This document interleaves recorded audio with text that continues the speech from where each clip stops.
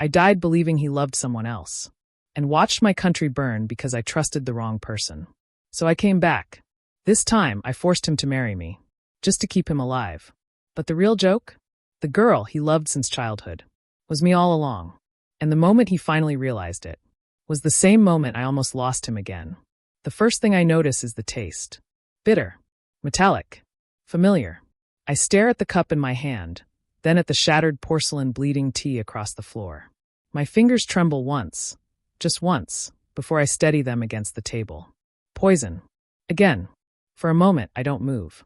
I let it spread, let it burn through my veins like a memory I already lived through. Because I did. I remember collapsing. I remember the cold. I remember the palace gates opening not for me, but for the enemy. I remember my country falling.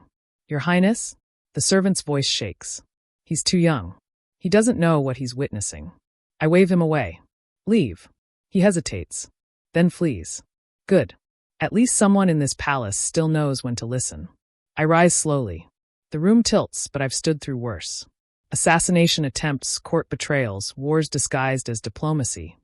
This is just another inconvenience. Only this time, I'm not dying from it. I step into the corridor, robes trailing behind me, each movement measured despite the heat building under my skin. The poison is wrong. Not just lethal, reactive. Designed to destabilize, to weaken judgment. Crude. Predictable. Amateur. She rushed it. My niece. I almost laugh. So this is the extent of her patience. The palace hums with distant celebration as I walk. Red lanterns. Laughter. Music. A wedding night. Ah, of course. The general's mansion. How efficient. Kill me while the one man capable of tearing the capital apart is distracted with his bride. I should commend her. If it had worked. By the time I reach the outer gate, my breathing has grown uneven. The guards stiffen when they see me, pale, unannounced, and very much not supposed to be here. Your Highness. Open it. No explanation. No delay. They obey. They always do. The doors part, and I step into chaos wrapped in silk and celebration. Servants scatter. Musicians falter. Somewhere, laughter dies mid-breath. I don't stop. I don't acknowledge anyone. Because I know exactly where I'm going. The bridal chamber door stands closed at the end of the corridor, guarded, decorated, sacred. I push it open. Inside, he turns. The undefeated general. The empire's sharpest blade. And, unfortunately, the most frustrating fool I've ever known. His wedding robes hang loose at his shoulders, hair untied, expression caught between irritation and shock. Your Highness. I make it 3 steps before the world tilts violently. Then I'm falling, and his arms catch me. Hey, what happened? His voice sharpens instantly, all battlefield instinct snapping into place. Who did this to you? I grip his collar before he can pull away, dragging him down just enough to meet my eyes. Don't let anyone in. He freezes. For half a second, confusion flickers. Then it's gone. He turns, voice cutting through the room like a drawn blade. Everyone out. Now. No one argues. The door slams shut behind them. Silence. Finally. I exhale slowly, tension slipping just enough for the pain to surge harder in response. Heat coils low in my stomach, unnatural, aggressive. The poison is evolving. Of course it is. I should have expected that. You're burning, he mutters, hand hovering at my waist before settling, steadying. This isn't just poison. No, I say, voice quieter now, thinner. It isn't. His grip tightens. I'll kill whoever did this. You'll do nothing, I reply, sharper than I feel. You'll stay exactly where you are. He looks like he wants to argue. For once, he doesn't. Good. The heat spikes again, worse this time, dragging a breath from my lungs that doesn't sound entirely like pain. My vision blurs at the edges. My control, normally absolute, slips a fraction. Annoying. What do you need? He asks lower now. Careful. I meet his gaze. Really look at him. This man, this idiot wolf, who charges headfirst into battles but freezes when faced with anything he doesn't understand.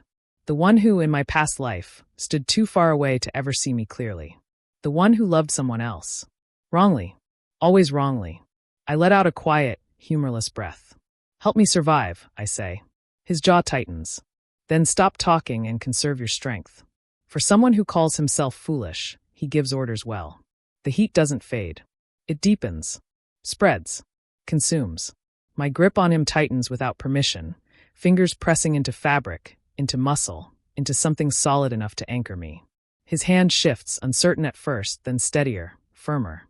"You're not making any sense," he mutters, voice rougher now. "Your pulse is all over the place. This isn't normal."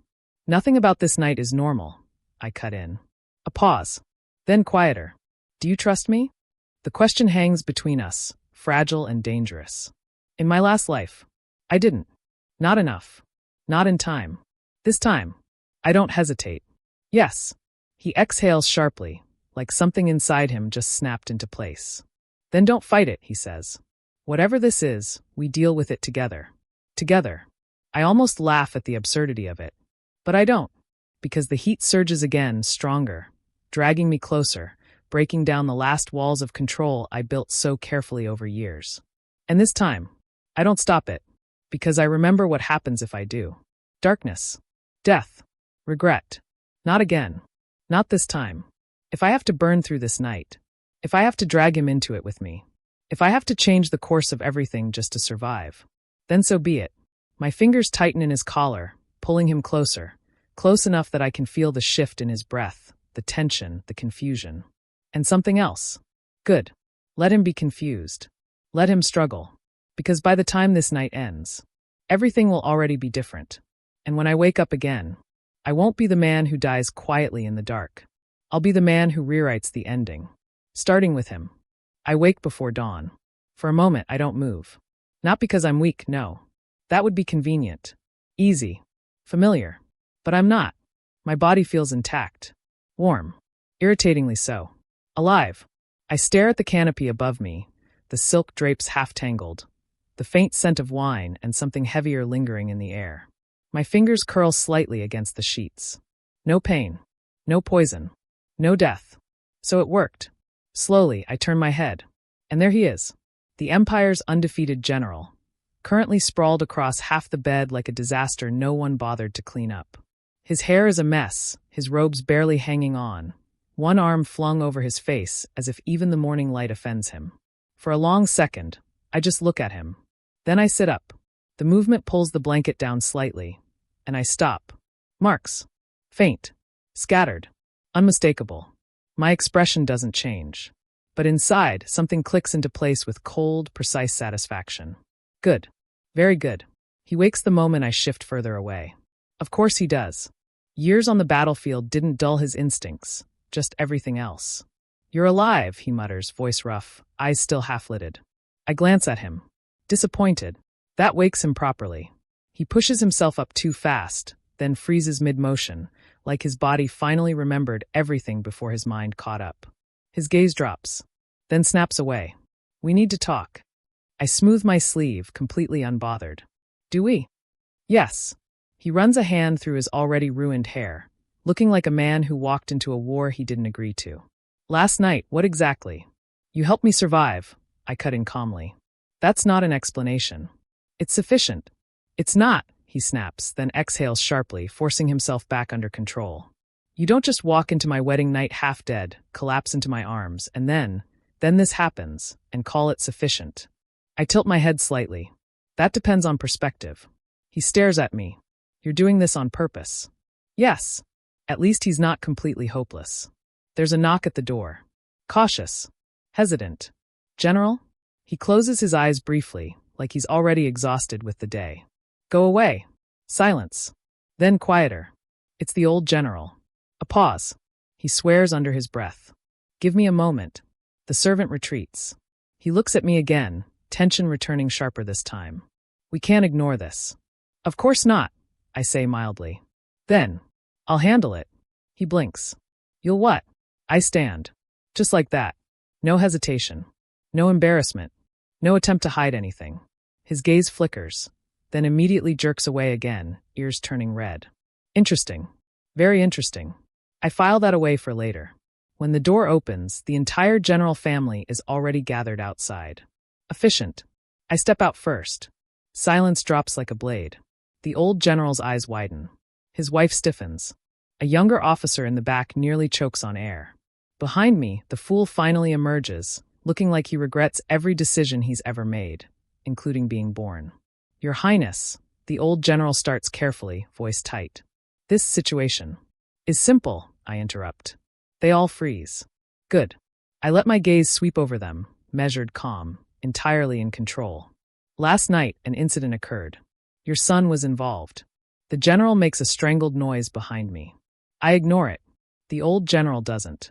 He turns slowly. Explain. I didn't, the fool starts. His mother slaps him. Hard. The sound echoes. You were in the room, she snaps. What do you mean you didn't? I mean I didn't plan it. Oh, that makes it better? I was saving his life. And you saved it like that. I watch, arms folded, completely at ease. This is better than I expected. Enough, the old general cuts in sharply. Silence falls again. He steps forward. Then, to my mild surprise, he bows. Deeply. Your Highness, he says, voice steady but strained. My son has committed a grave offense. We offer him to you for punishment. Behind him, the fool freezes. Father. Be quiet. I didn't. Be quiet. He shuts up. Finally. I let the silence stretch just long enough to make them uncomfortable. Then. I accept. They all blink. You accept? The old general repeats carefully. Yes. The fool looks like he's about to argue again. I don't give him the chance. I'll take responsibility, I continue smoothly. That gets everyone's attention, including his. What? He says. I turn slightly, meeting his gaze directly. Marry me. Silence. Absolute. Complete. Then. You've lost your mind. I almost smile. Have I? Yes, he says immediately. Completely. Irreversibly. There's no recovery from this. Unfortunate. This isn't a joke. I don't joke. That's exactly why this is terrifying.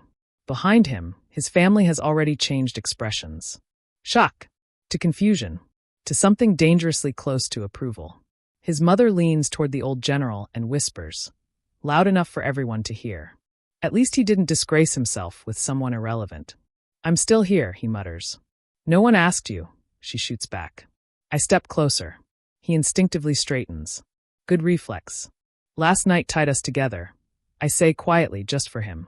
Whether you like it or not. His jaw tightens. That doesn't mean we have to get married.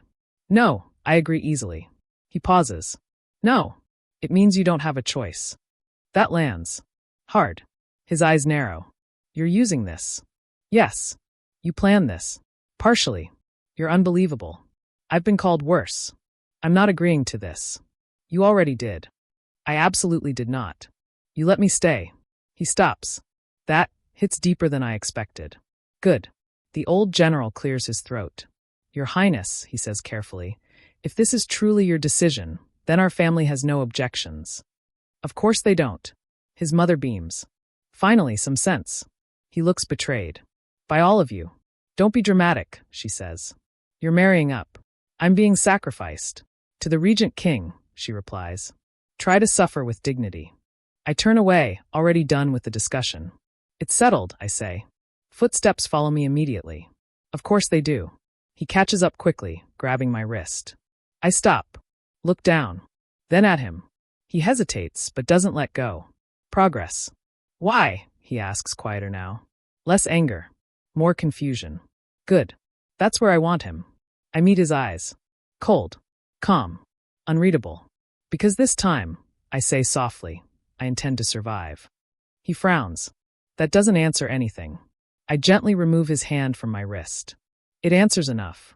Then I walk away, leaving him standing there, caught between frustration, confusion, and something far more dangerous.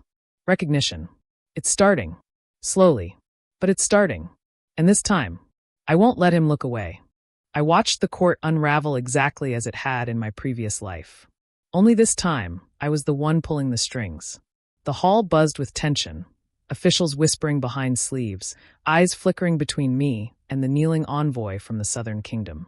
The same kingdom that had once swallowed my nation whole while I bled out on cold marble floors. This time, I didn't bleed. This time, I smiled. They request a marriage alliance, the envoy said, voice trembling just enough to betray fear. Our princess is willing to. Declined. I didn't let him finish. The word dropped like a blade. The court froze. I leaned lazily against the dragon-carved armrest, fingers tapping once, twice. Your kingdom couldn't even protect its own borders last winter. And now you think to bind us through marriage. A soft laugh slipped from my lips, mocking, deliberate. Tell your king to bring something of value next time. The envoy's face went pale. He bowed stiffly and retreated, humiliated. Good. That alliance had been the first domino in my previous life. I just removed it entirely. One less knife pointed at my throat. But the real poison wasn't outside. It was still inside the palace. My gaze shifted, slow, precise, landing on her. The princess. My dear, treacherous niece. She stood among the court ladies, her expression perfectly composed, but I saw it. That flicker. That crack in the mask. Confusion. Panic. Good. In my last life, she had always been 2 steps ahead. Now, she didn't even know the game had changed. Her lips curved into a gentle smile when she noticed my gaze, stepping forward gracefully. Uncle, she said sweetly, bowing. You've always been decisive. It's admirable. I tilted my head, studying her like one studies a snake, beautiful, deadly, predictable. Flattery doesn't suit you, I replied calmly. Her smile stiffened. Ah, there it was. She wasn't used to resistance. Not from me. Especially not this early. In my previous life, I had trusted her. Indulged her. Allowed her to weave her web right under my nose. This time, I would burn that web before it could form. Since you seem so concerned about alliances, I continued lightly, perhaps you should consider strengthening ties within our own borders first. Her eyes sharpened. What do you mean? I let the silence stretch. Then, your marriage. The court stirred. Her expression didn't change, but her fingers tightened in her sleeves. I haven't received any formal proposals yet, she said carefully. Then consider this your first. The words landed like thunder. I've decided, I said, voice steady, that you will marry into the general's household. The entire hall erupted into whispers. Her mask cracked. Uncle? She whispered, disbelief slipping through. I held her gaze, unyielding. In my last life, you chose your allies very carefully, I thought. This time, I choose them for you. The general's household. A fortress of loyalty. A family that adored me. A place where every move she made would be watched. Caged. Neutralized. Her lips trembled, just for a second. Why such a sudden decision? Because, I said, leaning forward slightly, voice dropping, I don't like uncertainties. Our eyes locked. For a moment, I think she understood. Not everything, but enough. Fear flickered in her gaze. And that was deeply satisfying. You did what? The roar shook the general's residence before I even stepped inside. I didn't slow my pace. Didn't hesitate. The moment I entered the main hall, I was met with chaos. The general's father stood rigid, veins popping from his forehead. His mother looked ready to faint. Several siblings were whispering urgently. And in the center, him, the so-called undefeated general. My husband, looking like he had just been struck by lightning. Why are you shouting? I asked mildly. He spun toward me, eyes wide, storming forward. Why am I shouting? You just arranged a marriage for the princess into my family. Without even discussing it. His voice cracked with disbelief. I raised a brow. Should I have asked your permission? Yes, he snapped. Silence. Everyone froze. He blinked, realizing what he'd just said. No. I mean, that's not. He dragged a hand through his hair, pacing. That's not the point. I watched him unravel. And for some reason, it was amusing. You're overreacting, I said coolly. Overreacting. He laughed, sharp and frustrated. Do you even realize what this means? The princess, she's not simple. There's something wrong with this. I know. He stopped. The room fell silent again. His eyes narrowed. Then why? Because I want her exactly where I can see her. My tone wasn't loud, but it cut through everything. Understanding flickered in his eyes. Then suspicion. Then something darker. You're planning something, he said slowly. I met his gaze, unflinching. I always am. A beat passed. Then he stepped closer. Too close. You're playing a dangerous game, he murmured. And you're in it with me, I replied. His jaw tightened. Why me? The question slipped out quieter this time. Not anger. Not accusation. Something else. Something heavier. I held his gaze. For a moment, I almost told him. About the blood. The betrayal. The night I died alone. About how he had been the only person I thought of in my final breath. But I didn't. Instead, I smiled faintly. Because you're useful. The words were deliberate. Sharp. A lie. He flinched. There it was again. That flicker of hurt. And for some reason, it irritated me. Why did he always look like that? Like I had done something unforgivable? He stepped back, expression hardening. Fine, he said coldly. If that's how you see it, then don't expect me to play along obediently. I watched him turn away. Watched his shoulders tense. Watched the distance grow between us. Even as we stood in the same room. Idiot, I muttered under my breath. Because he still didn't understand. Even now, even after everything, he still didn't know that I had already chosen him. Long before this marriage. Long before this life. And that this time, I wasn't letting him slip away again. Even if I had to trap him beside me. Even if he hated me for it. Marriage, I discover, is far more exhausting than war. At least in war, enemies are predictable. They attack from the front, they declare their intentions, and when they fail, they die quietly. My husband, unfortunately, does none of those things. You can't sit there. I don't look up from the military reports spread across the table. I am already sitting here. That's my seat. And yet, I reply calmly, turning a page. You're standing. Silence. Heavy. Dangerous. I can feel his glare drilling into the side of my head. You're doing this on purpose. Yes. He exhales sharply, dragging a chair across the floor with unnecessary force before dropping into it like a man accepting defeat in installments. The council room remains frozen. Generals, battle-hardened men who have faced death without blinking, now sit rigid, eyes darting between us like they've wandered into a domestic dispute they absolutely do not want to witness. Continue, I say, not bothering to acknowledge the tension. No one moves. I lift my gaze. Slowly.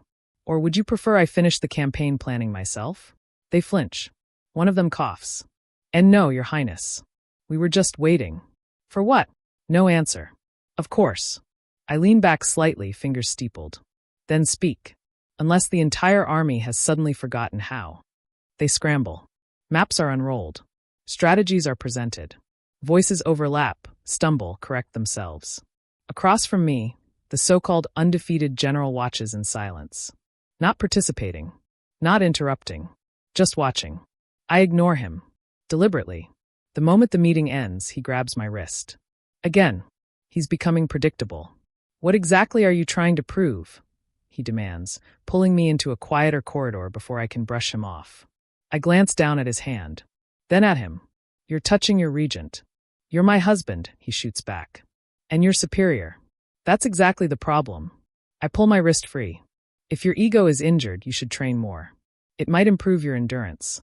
His eye twitches. You enjoy this, don't you? Yes. At least you're honest about it. By the time we return to the main residence, the general family is already waiting. Of course they are. They rise the moment I step in. Your Highness. Food appears. Tea appears. Someone pushes a chair under me before I even decide to sit. Efficient. Respectful. Excessive. I accept it anyway. Behind me, he groans.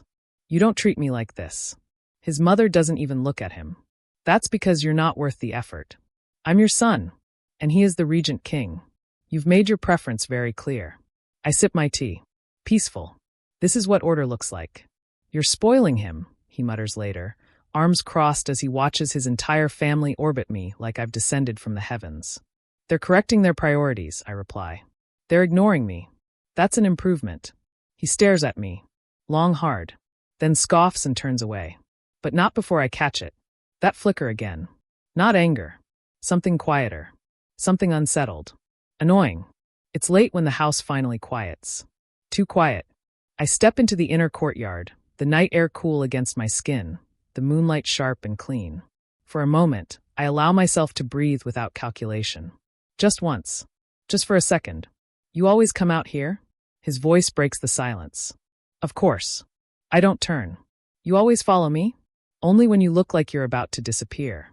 I pause, then glance over my shoulder. He stands a few steps away, arms crossed again, but looser this time. Less defensive. More uncertain. Interesting. You overestimate your importance, I say lightly. Do I? He counters. I don't answer. Instead, I turn fully, letting the robe shift slightly with the movement. His gaze follows. Drops. Stops. And then, he freezes. Completely. What are you looking at? I ask. No response. His eyes are locked on my shoulder. Sharp. Unmoving. Recognition doesn't hit all at once. It creeps in. Slow. Dangerous. His breathing changes first. Then his expression. That, he starts, voice low, rough. That mark. Ah. So this is the moment. I tilt my head slightly. What about it? He steps closer. Too close.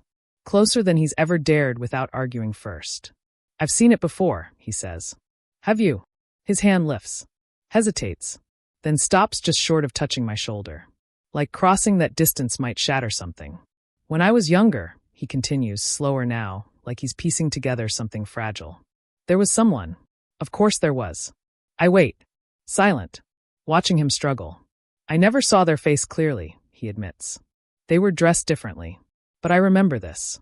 His gaze burns into that small red mark. The left shoulder, he whispers. A red mole. I say nothing. Let him reach the edge himself. Let him fall. His hand trembles slightly before he clenches it into a fist. No, he mutters. That doesn't make sense. It never did. You're saying, I begin slowly, that you've been chasing someone all these years. He looks at me. Sharp. Intense. Yes. And you never once considered you might be wrong? His expression tightens. I wasn't wrong. I raise a brow. Then who is she? Silence. He doesn't answer. Because he can't. Because for the first time, the certainty he built his life on is cracking. Good. It's about time. It was you, wasn't it? The question lands quietly, but it hits harder than anything he said before. I meet his gaze. Hold it. And for a moment, I consider denying it, dragging this out longer, letting him suffer in that confusion. But then I remember. The blood. The regret. The way he never knew. And something inside me shifts. Just slightly. Does it matter? I ask instead. It does to me, he says immediately. Too fast. Too honest. I watch him. Really watch him. The tension in his shoulders. The uncertainty in his eyes. The stubbornness that refuses to break even when everything else does. This man. This foolish, blind, loyal man. Who loved the wrong person for years. And still doesn't understand why standing in front of me feels different. You tell me, I say quietly. If it were me, what would you do? He doesn't hesitate this time. I wouldn't let you go again. The answer comes raw. Unfiltered. And it annoys me. Because it's exactly what I wanted to hear. And exactly what I didn't get in my last life. Then you should have figured it out sooner, I reply coldly. His expression falters. Just slightly. There it is again. That look. Like I've hurt him. Good. Let it hurt. Let him feel even a fraction of what I. No. I cut the thought off. Sharp. Clean. This isn't about feelings. This is about survival. Control. Changing the ending. Go back inside, I say, turning away. Wait. I'm tired. It's a lie. He knows it. But for once, he doesn't argue. I hear his footsteps stop behind me. Then fade. Slowly. Reluctantly. And when I'm finally alone again, I exhale. Long. Controlled. Useless. All of it. Because no matter how many times I tell myself this is strategy, no matter how carefully I move, no matter how cold I pretend to be, the truth remains the same. I didn't marry him just to survive. I married him because I couldn't bear watching him love someone else again, even if that someone else never existed to begin with. The palace smells like blood again. Not spilled yet, but close. I stand at the top of the steps, watching the courtyard fill with soldiers who don't belong to me. Their armor carries my crest, their formation is flawless, their loyalty carefully purchased. Just like before. Only this time, I'm not surprised. Seal the gates, I say. No one questions it. Not anymore. Orders move faster when people learn what happens if they hesitate. Behind me, the court fractures into noise, panic, denial, whispered accusations. I ignore all of it. My eyes are already on her. She doesn't run. Of course she doesn't. My niece steps forward, dressed in pale silk, expression composed enough to fool anyone who hasn't already watched her burn a kingdom to the ground. Uncle, she says softly. You look prepared. I am. A faint smile touches her lips. Then you already know. I know enough. That's all she deserves. You should have died quietly, she continues, voice gentle, almost fond. You always insist on making things difficult. I step down one stair. Then another. Measured. Unhurried. You should have been smarter, I reply. You always insist on underestimating me. Her eyes sharpen. There it is, the real her. Cold. Ambitious. Starving. You had everything, she says, tone slipping. Power. Authority. The entire court bending to your will. And still, it was never enough. It was enough, I correct. You weren't. That lands. Hard. The mask cracks. Good. You think you're better than me? She snaps, stepping closer. You think protecting this rotten country makes you righteous? I think, I say calmly, that you confuse ambition with competence. Her hand tightens. Around a hidden signal. I see it. Too late for her. Now. Her voice cuts through the air. Soldiers move. From behind me. From within the court. Blades flash. Chaos erupts. Screams follow. And I stand still. Because this is where I died last time. This exact moment. This exact betrayal. Only now. I'm not alone. The first arrow doesn't reach me. It never does. Steel intercepts it midair. A second later. He's there. Of course he is.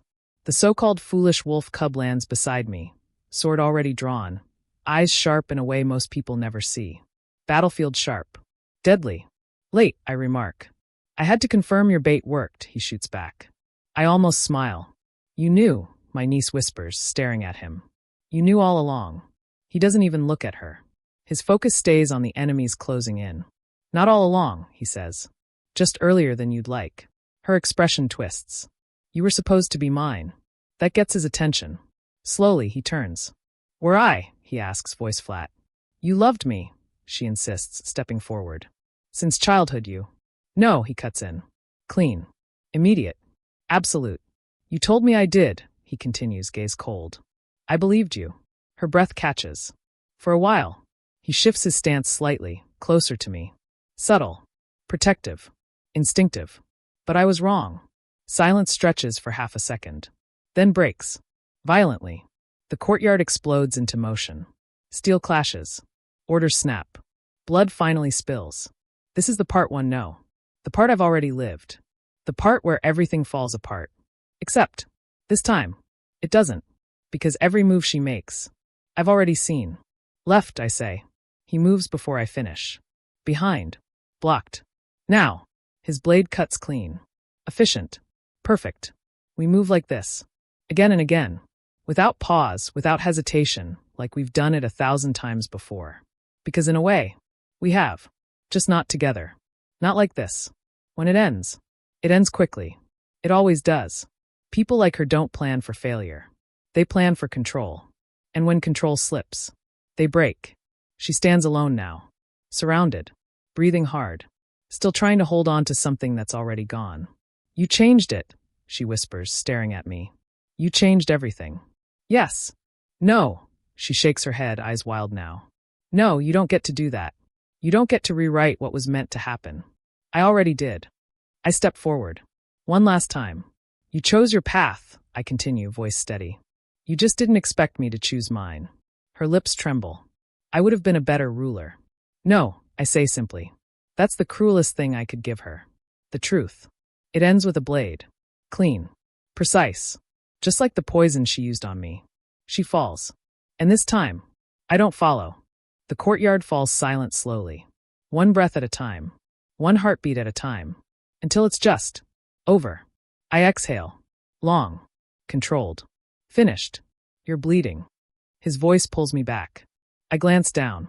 A shallow cut across my side. Irrelevant. I've had worse. That's not an answer. It's sufficient. He exhales sharply. Annoyed. Worried. Both. Why didn't you tell me? He asks suddenly. I look at him. Tell you what? All of this.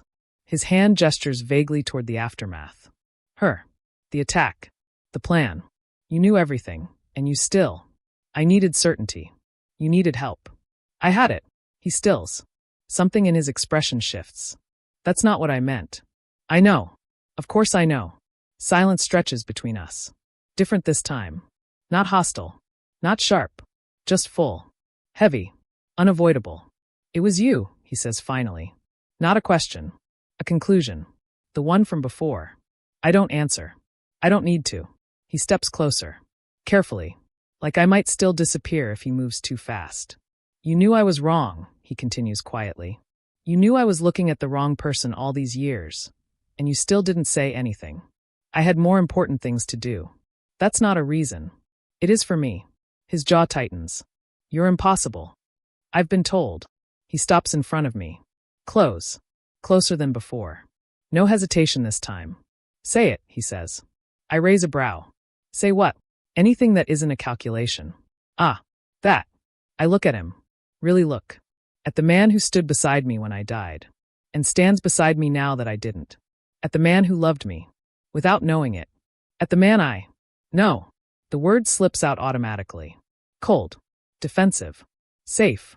His expression falls. There it is again. That look. And for the first time. I don't like it. Fine, he says quietly. He steps back. Just like that. Distance. Again. No. Something in my chest tightens. Sharp. Unfamiliar. Unacceptable. Wait. The word leaves before I can stop it. He pauses. Doesn't turn. What? I exhale. Slow. Careful. This is unnecessary. I don't need to say anything. I've already fixed everything that matters. The country stands. The enemy is gone. The future is secure. That should be enough. It has to be enough. It isn't. I married you, I say finally. He lets out a humorless breath. Yes. I'm aware. For a reason. I assumed as much. I close my eyes briefly. Annoyed. At him. At myself. At the fact that this is harder than facing an entire army. Not just for survival. That gets his attention. I hear it in the shift of his breath. Then why? I open my eyes. Meet his gaze. No strategy. No calculation. No retreat. Just truth. Because I didn't want to watch you love someone else again. Silence. Complete. Absolute. He doesn't move. Doesn't speak. Doesn't breathe. Good. Now he understands. I loved you first. I continue, quieter now. You just never saw it. His eyes widen slightly. I wasn't wearing the right face, I add dryly. That seems to matter to you.